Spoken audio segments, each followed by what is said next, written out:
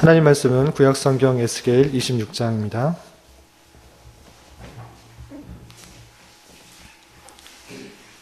구약성경 에스겔 26장.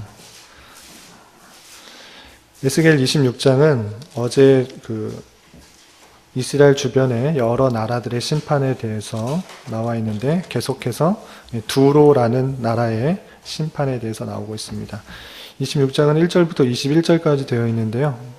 1절부터 14절까지만 함께 봉독하겠습니다. 11째 해 어느 달 초하루에 여호와의 말씀이 내게 임하여 이르시되 인자야 두로가 예루살렘에 관하여 이르기를 아하 만민의 문이 깨져서 내게로 돌아왔도다. 그가 황폐하였으니 내가 충만함을 얻으리라 하였도다. 그러므로 주 여호와께서 이같이 말씀하셨느니라. 두로야 내가 너를 대적하여 바다가 그 파도를 굽이치게 함같이 여러 민족들이 와서 너를 치게 하리니 그들이 두로의 성벽을 무너뜨리며 그 망대를 헐 것이요 나도 티끌을 그 위에서 쓸어버려 맨바위가 되게 하며 바다 가운데에 그물 치는 곳이 되게 하리니 내가 말했음이니라. 주 여호와의 말씀이니라. 그가 이방의 노략거리가 될 것이요 들에 있는 그의 딸들을 칼에 죽으리니 그들이 나를 여호와인 줄을 알리라. 주 여호와께서 이같이 말씀하셨느니라.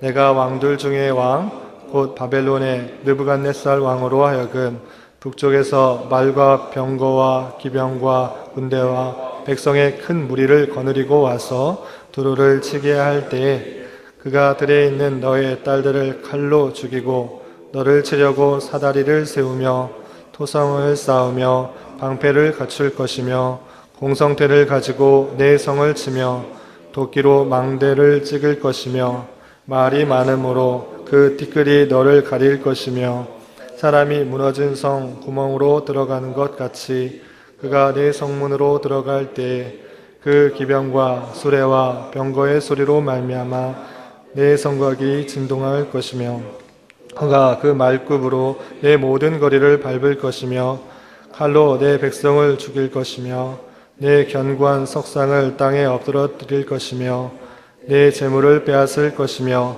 내가 무역한 것을 노력할 것이며 내 성을 헐 것이며 내가 기뻐하는 집을 무너뜨릴 것이며 또 내 돌들과 내 제목과 내 흙을 다 물 가운데에 던질 것이라. 내가 내 노래 소리를 그치게 하며 내 수금 소리를 다시 들리지 않게 하고 너를 맨바위가 되게 한즉 내가 금을 말리는 곳이 되고 다시는 건축되지 못하리니 나 여호와가 말하였음이니라. 주 여호와의 말씀이니라. 아멘. 이 아침에도 여기까지 나오신 여러분들 위해 하나님의 크신 은혜가 함께하기를 진심으로 기원합니다. 계속해서 에스겔서 말씀을 대하고 있습니다. 우리가 길게 4장부터 24장까지 유다의 죄악과 그가 받을 심판에 대해서 배웠는데 어제 말씀인 25장부터 32장까지는 이스라엘, 유다가 아니라 그 주변에 있는 열방들에 대한 심판에 대한 내용이 나오고 있습니다. 어제 말씀 25장 잠깐 살펴보면 25장 1절부터 7절까지는 암몬, 이스라엘 북쪽, 동북쪽에 있는 암몬이 받을 심판에 대해서 나오고 있고요. 그리고 8절부터 11절까지는 그 암몬 바로 밑에 있는 모압과 세일이 받을 심판에 대해서, 그리고 12절부터 17절까지는 그 모압 아래쪽에 있는 에돔과 그리고 남쪽에 있는 남유다의 남쪽 편에 있는 블레셋이 받을 심판에 대해서 나오고 있습니다. 그리고 오늘부터 28일까지 26장, 27장, 28장 세 장에 걸쳐서는 길게 두로가 받을 심판에 대해서 설명을 하고 있습니다. 다른 나라들에 비해서 두로가 받을 심판에 대해서는 좀 길게 나와 있는데 세 장에 걸쳐서 나오고요. 또 29장부터 32장까지는 애굽 남쪽편 아프리카 쪽에 있는 커다란 나라, 큰 나라 애굽에 받을 심판에 대해서 나오고 있습니다. 그래서 이스라엘뿐만 아니라 이스라엘 주변에 있는 여러 나라가 받게 될 심판에 대해서 계속적으로 우리는 32장까지 배우게 될 것입니다. 오늘 말씀은 26장 두로가 받을 심판에 대해서 읽어보았는데요. 두로가 어느 지역인가 했을 때는 북이스라엘에서도 더 북쪽으로 올라가게 됩니다. 더 북쪽 편에 보면 지중해와 만나게 되는 그런 지역이 있는데요. 여러분들 두로와 시돈 많이 성경에 나오는 그런 지역입니다. 북이스라엘에서도 더 북쪽 편, 지중해 쪽으로 보면 해상으로 해상 무역이 발달한 그런 도시가 있는데, 그래서 두로와 시돈 그런 지역이 있습니다. 시돈 아래쪽에 보면 두로라는 지역이 있는데요. 이 두로라는 그 지역은 섬입니다. 해상 도시이자 섬 나라이기 때문에 지중해 쪽으로 무역을 하기가 쉽게 되어 있습니다. 그래서 지중해의 섬 나라이기 때문에 유럽 쪽에서의 여러 물자들을 해상으로 나르기가 쉬웠고, 또 아프리카, 애굽에 있는 그런 여러 물자들이 배로 옮기기가 쉬웠던 그런 해상 도시인 것입니다. 그런데 그 해상 도시가 육지와 멀리 떨어져 있는가? 그런 것은 아니고요. 육지와 그렇게 멀리 떨어져 있지 않습니다. 약 1km 정도 되지 않는 그런 거리에 있는 작은 섬이기 때문에 육지와도 연결이 쉽고, 또 해상으로도 나가기도 쉬운 그런 지역이 되어 있어서 해상 무역이 아주 발달한 그런 지역이 두로다라고 할 수 있습니다. 두로에 대해서 어떠한 그 성경의 표현들이 있는가, 두로가 어떠한 무역들을 했는가, 그 부요함은 어땠는가, 나와 있는 구절들이 27장, 28장에 여러 군데 나와 있는데요. 몇 구절만 찾아보도록 하겠습니다. 27장 3절에서 보면 이렇게 되어 있습니다. 너는 두로를 향하여 이르기를 바다 어귀에 거주하면서 여러 섬 백성과 거래하는 자여. 두로에 대해서 이렇게 표현하고 있는 것인데요. 여러 섬 백성과 거래하는 자다, 이런 표현이 있는 것이죠.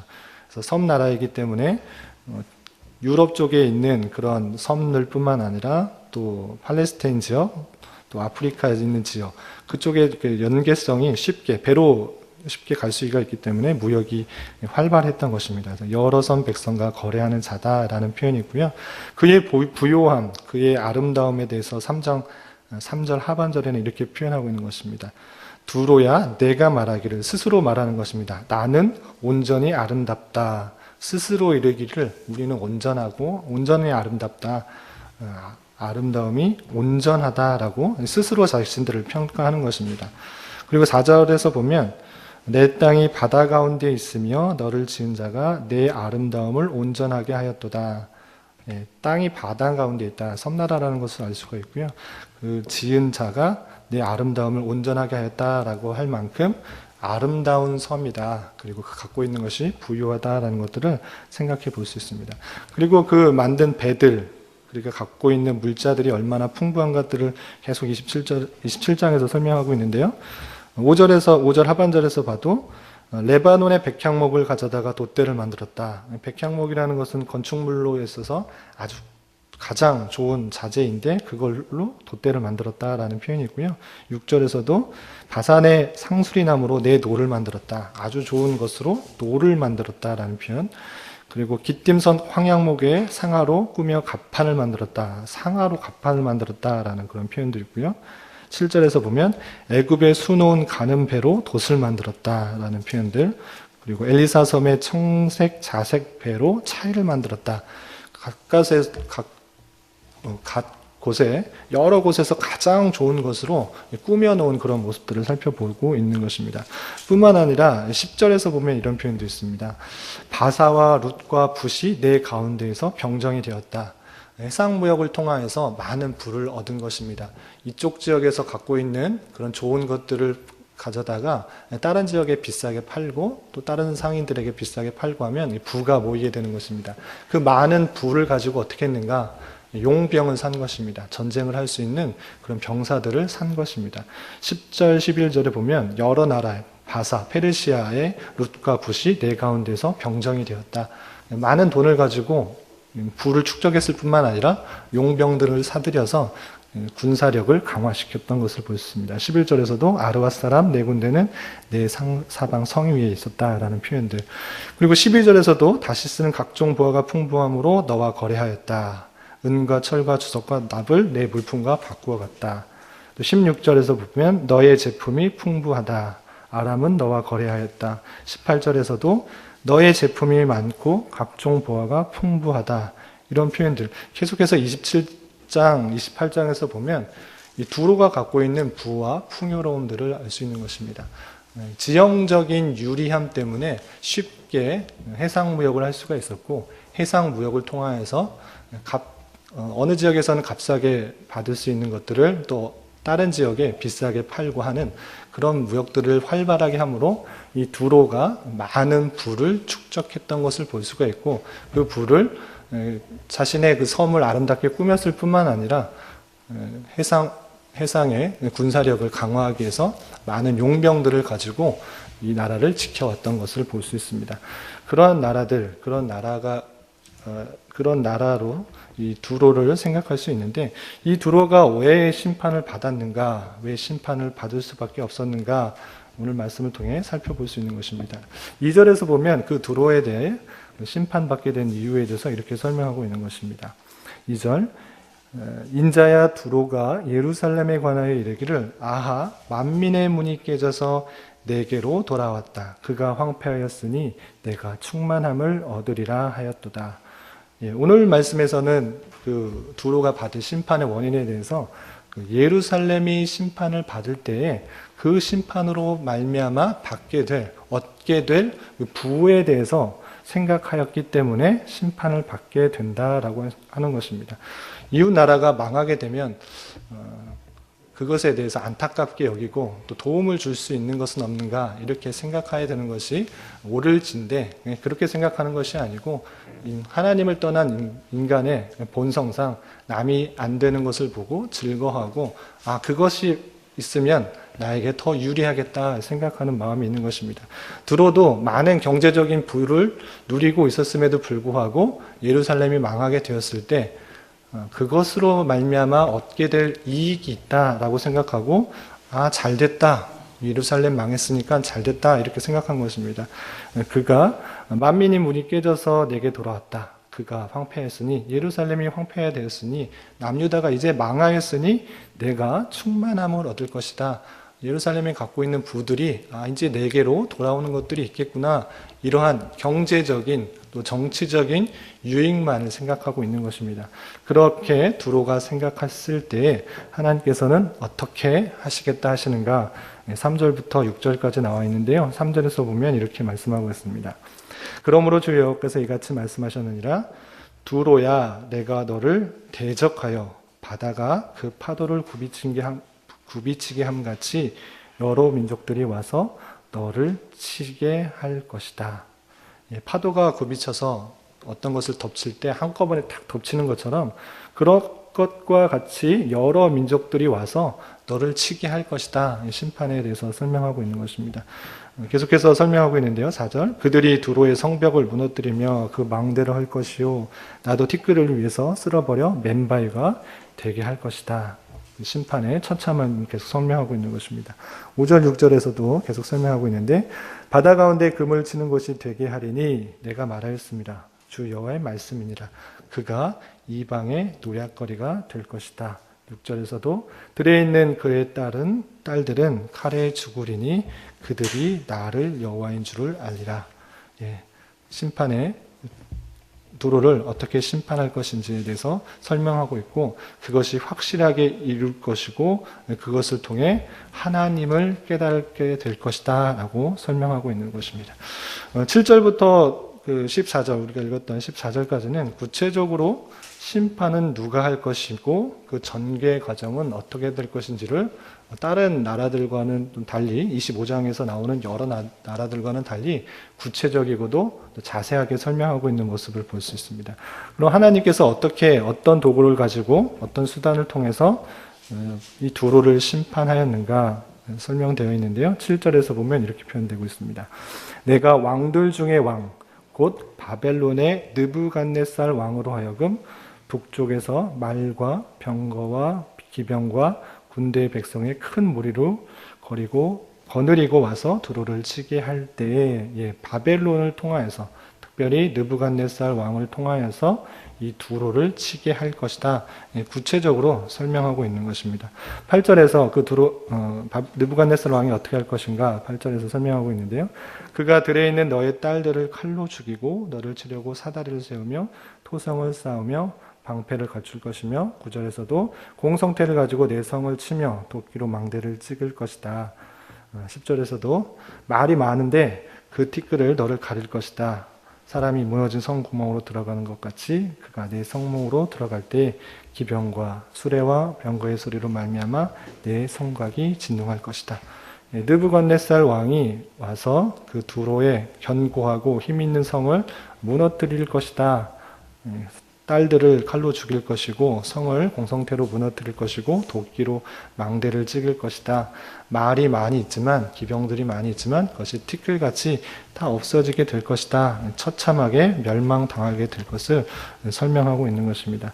그리고 그 두로의 그 많은 번영과 부귀들을 어떻게 될 것인지 13절에서 또 표현하고 있는데요. 13절에서 보면 내가 내 노래소리를 그치게 하며 많은 풍요와 번성 때문에 잘 산다 이렇게 즐거워할 때 그 노래소리를 그치게 할 것이다. 내 수금소리를 다시 들리지 않게 할 것이다 라고 표현하고 있는 것입니다. 또 15절부터 18절까지는 두로의 심판에 대한 여러 주변 국가, 두로와 거래를 하였던, 무역을 하였던 여러 나라들에 대해서 어떤 반응을 보이는지 설명하고 있는데요. 한마디로 표현하면 놀란다는 것이죠. 두로라는 나라가 어떻게 멸망할 수 있을까? 그렇게 강대한 나라가, 그렇게 번영한 나라가 어떻게 망할 수 있을까 생각하였지만 하나님의 심판으로 말미암아 두로가 멸망당하게 되었을 때 두로와 거래하였던 여러 나라들이 놀라게 될 것이다 라는 표현들이 있습니다.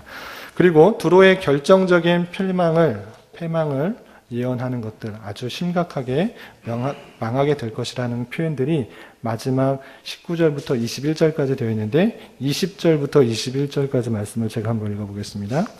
내가 너를 구덩이에 내려가는 자와 함께 내려가서 옛적 사람에게로 나아가게 하고 너를 그 구덩이에 내려간 자와 함께 땅 깊은 곳 예로부터 황폐한 곳에 살게 할 것이다. 아주 황폐한 곳에 살게 될 것이라는 말씀. 그리고 내가 다시는 사람이 거주하는 곳이 되지 못하게 할 것이다. 아주 황폐하기 때문에 지금은 화려하고 번성하고 그런 많은 부를 가지고 있는 아름다운 그런 모습이지만 이제는 다시는 사람이 거주하는 곳이 되지 못하게 할 것이다 라는 심판의 예언들이 있는 것입니다. 살아있는 자의 땅에서 영광을 얻지 못할 것이다. 21절에 내가 너를 패망하게 하여 다시 잊지 못하게 할 것이다. 사람이 비록 너를 찾으나 다시는 영원히 만나지 못하리라. 주 여호와의 말씀이라 라고 되어 있습니다. 26장에서 뿐만 아니라 이어지는 27장 36절에서도 그 패망이 얼마나 심각한지에 대해서 설명하고 있는데요. 27장 36절에서 보면 많은 민족의 상인들이 다 너를 비웃으며 내가 공포의 대상이 되고 내가 영원히 다시 잊지 못하리라 하셨느니라. 많은 상인들이 와서 그 거래를 하면서 풍요와 부유를 누렸지만 이제 많은 상인들이 비웃는 그런 대상 또는 공포의 대상이 된다. 영원히 잊지 못한다라는 표현이 있는 것입니다. 28장에서도 마찬가지로 28장 19절에서 보면 만민 중에 너를 아는 자가 너로 말미암아 다 놀랄 것이요 내가 공포의 대상이 되고 내가 영원히 다시 잊지 못하리로다 하셨다 하라. 그런 말씀처럼 두로가 많은 해상 무역을 통해서 번영과 부를 누렸지만 이제 심판을 받게 됨으로 말미암아 많은 사람부터 조롱거리 또는 공포의 대상이 되는 그런 황폐하고 또 무력한 그런 나라, 그런 도시, 그런 지역이 될 것이다 라고 선언하고 있는 것입니다. 실제로 이 두로라는 지역은 역사로 봤을 때 느부갓네살 왕으로부터 아까 말씀드린 성경의 표현처럼 느부갓네살 왕으로부터 공격을 받아서 약 13년간 그런 고난을 통치를 받고 많은 재물들을 수탈받게 되었고 실제적으로 그 뒤에 나오는 완전히 멸망당하게 되는 것은 BC 330년경 알렉산더 대왕으로부터 망하게 됩니다.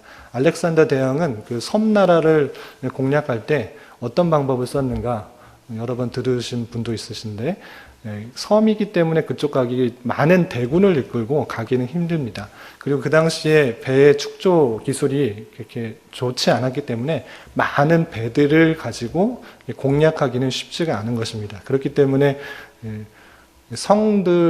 섬에서 배를 타고 오는 그런 군사들을 방어하기는 쉬웠던 것이죠. 그리고 예루살렘 성이나 어떤 성이나 보시면 아시겠지만 그 성을 보호하기 위해서는 성을 높게 쌓는 것만 뿐만 아니라 그 주변에 큰 수로를 파가지고 쉽게 접근하지 못하게 하는 것을 볼 수 있습니다. 그런 것과 같이 이 두로라는 섬은 지형적으로 남의 공략을 받기가 어려운 공략을 자연적으로 막을 수가 있었는데, 알렉산더 대왕은 어떻게 했는가? 수많은 그 육지의 대군들을 가지고 이 땅을 메우기 시작했던 것입니다. 약 1km 정도밖에 떨어져 있지 않기 때문에 그 바다를 다 많은 그 대군들이 땅을 메워가면서 그 섬을 이었던 것이죠. 그래서 그 섬을 육지로 만들어서 공략하여서 알렉산더 대왕은 그 두로의 그 견고한 성을 다 무너뜨릴 수가 있었고, 오늘 성경의 표현처럼 황폐하게 모든 재물들 그런 것들을 다 무너뜨리고 다 빼앗아가는 그런 일들이 있게 된 것입니다. 지금은 아시다시피 뭐 가보신 분도 있지만 이 두로라는 지역이 그냥 관광지, 건물이 좀 부서진 그런 무너져가는 그런 건물들이 남아있는 그런 유적지로만 보여있는, 육지로 연결돼서 쓰여져 있는 것을 볼 수 있습니다. 그렇게 황폐하게 된 모습들이 그들의 교만으로 말미암아 있게 된 것이다 라고 생각할 수 있는 것입니다. 이런 말씀을 대하면서 우리에게 어떻게 적용할 수 있는가?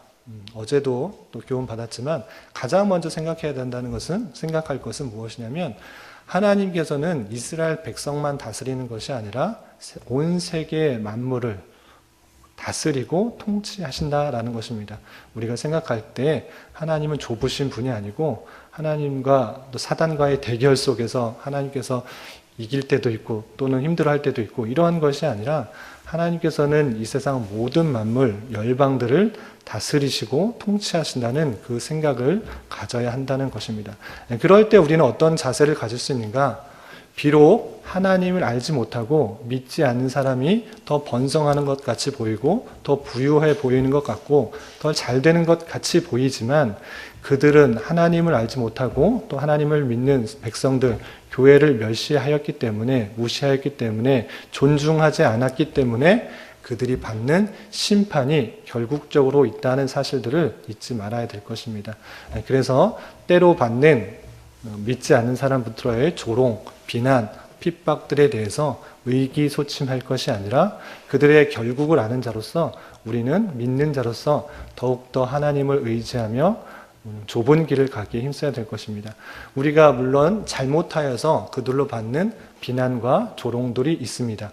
그런 것들이 있다면 그들의 충고, 그들의 비난, 그들의 조롱을 통하여서 우리의 삶을 고쳐 바른 길로 나가야 될 것이고, 그런 것이 아니라 우리가 올바른 삶을 살지라도 세상 사람들은, 하나님을 알지 못하는 사람들은 우리를 하나님 믿는 것으로 인하여 비난하고 조롱하고 우습게 여길 것입니다. 그러할 때 우리는 의기소침할 것이 아니라 늠름하게 하나님을 믿는 사람답게, 비록 그들보다 조금 못 사는 것 같이 보이고 또 잘 못 입고 또 부족하게 사는 것 같이 보일지라도 하나님의 백성으로서 늠름하게 길을 가야 되는 것입니다. 또 한 가지 생각해 봤으면 좋겠는 것은 무엇이냐면, 두로의 제약이 우리의 모습 가운데 없지 않아 있는 것을 살펴보게 됩니다. 어떠한 것인가? 내가 잘 되면 되지 남은 어떻게 되든지 상관없다. 좀 더 심하게 말하면, 남이 안 되고 그것을 통해서 내가 잘 되면 그것이 더 좋다라는 생각들이 우리 믿는 사람에게도 우리에게도 없지 않아 있는 것 같습니다.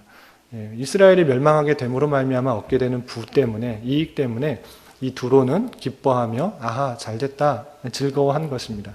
그것과 마찬가지로 우리 주변에 있는 그런 교회들의 그런 잘 안 되는 것을 보고, 또는 내 주변에 있는 사람이 잘 안 되는 것을 통하여서 그거 안 되면 내게 더 많은 이익이 있지 않을까 하는 그런 기대 때문에 남이 어떻게 되든, 남이 실망을 하든 또는 실족을 하든 잘 안 되든 실패를 하든 상관없이 나만 잘 되면 상관없다라는 그런 모습들이 우리 안에 없지는 않은지 되돌아봐야 될 것입니다.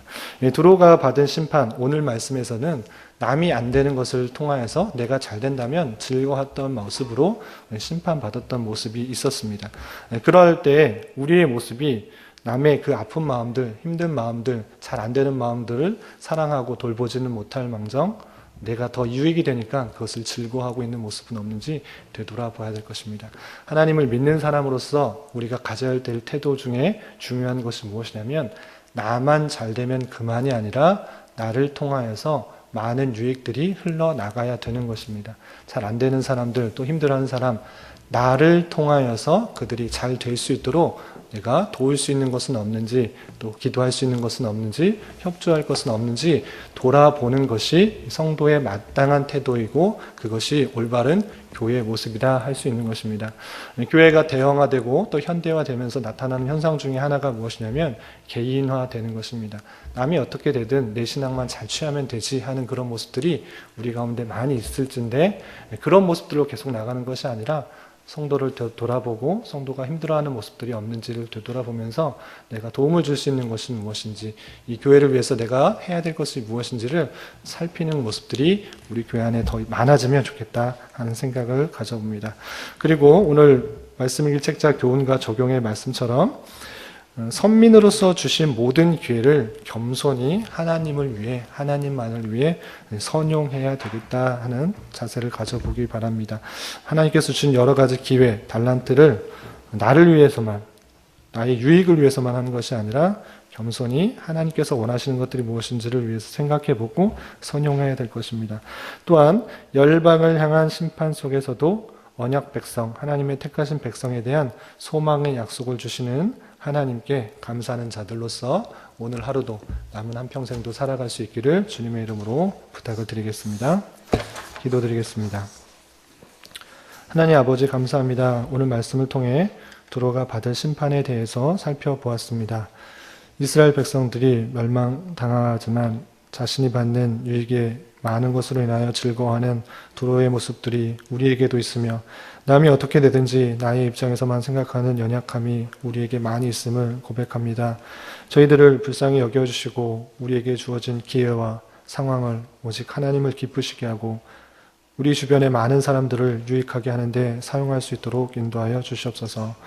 또한 이 세상 모든 만물을 주님께서 통치하시고 다스리시는 줄 알아 하나님을 모르는 자들의 당장의 번영과 핍박에 주눅들지 않게 하시고 그들을 통하여 훈련받게 하시고 연반받게 하시는 하나님의 수단들 잘 깨달아 의연하고 늠름하게 좁은 길을 걸어갈 수 있도록 인도하여 주시옵소서.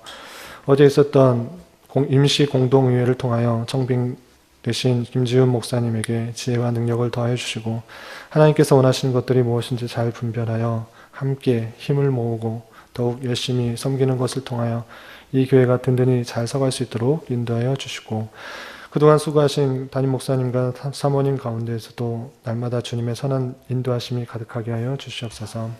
교회 중직자들도 변하기에 더욱 힘을 모아 주님의 몸된 교회를 위하여 희생 봉사하게 하시고 어려울 때일수록 하나 되어 중추적 역할들을 잘 감당하게 하여 주시옵소서.